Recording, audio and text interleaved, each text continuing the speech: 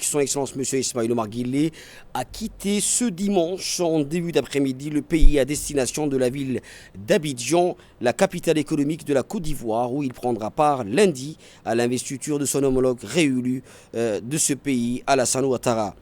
Étape officielle de couronnement au scrutin présidentiel ivoirien du 25 octobre dernier, la cérémonie d'investiture de Alassane Ouattara est prévue d'allier tous les attributs et rites protocolaires dévolus à un tel événement. Troupes d'honneur, paramilitaires, hymne national, invités officiels, tout serait déjà mis en œuvre pour conférer à la cérémonie les contours d'événements solennels consentis au plus haut niveau de ce pays.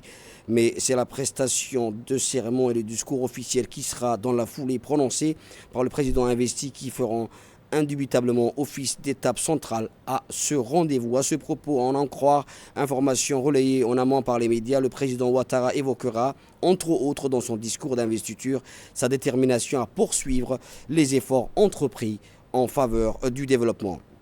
Outre le président de la République, M. Ismaïl Omar Guelleh, une dizaine d'autres chefs d'État et de gouvernement issus du continent africain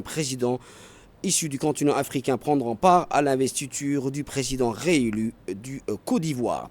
Le président congolais Denis Sassou Nguesso, le président sénégalais, le président guinéen ainsi que d'autres chefs d'État prendront part à cette cérémonie d'investiture. La participation de tous ces dirigeants de premier plan fournit à l'évidence une légitimité politique supplémentaire à la récente victoire électorale d'Alassane Ouattara, vainqueur haut la main du scrutin présidentiel ivoirien du 25 octobre dernier.